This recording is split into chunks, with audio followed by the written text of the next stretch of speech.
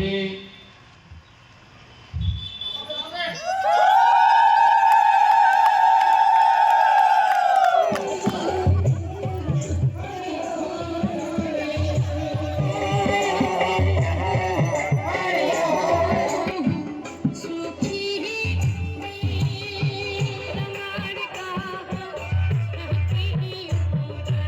চিলাৰা সমাজ কল্যাণ সঞ্জৰ উদ্যোগত মোক ইয়াতে এটা কাৰ্যসূচী আছিল আৰু কাৰ্যসূচী হ'ল ৰাজবংশী নৃত্য কৰ্মশালা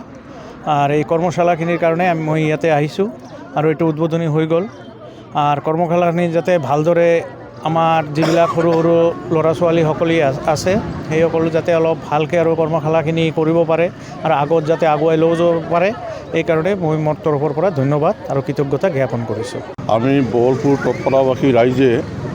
7 দিনীয়া প্ৰগ্ৰামেৰে কৰ্মশালা আজিৰ পৰা আমি আৰম্ভ কৰিছোঁ আৰু ইতিমধ্যে আমাৰ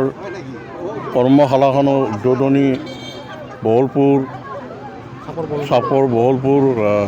ভাৰতীয় জনতা পাৰ্টীৰ সভাপতি কমলনাথ ডাঙৰীয়া ইতিমধ্যে উদ্বোধন কৰিলে। আমি আশা ৰাখিছোঁ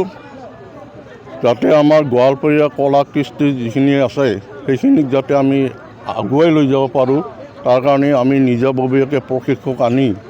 আমি প্ৰশিক্ষণ দি পেলাই যাতে কিছু দূৰ আগুৱাই নিব পাৰোঁ, যুৱক যুৱতীসকলক যাতে আগলৈ লৈ যাব পাৰোঁ এইখিনি আমাৰ সমিতিৰ পৰা প্ৰচেষ্টা থাকিব।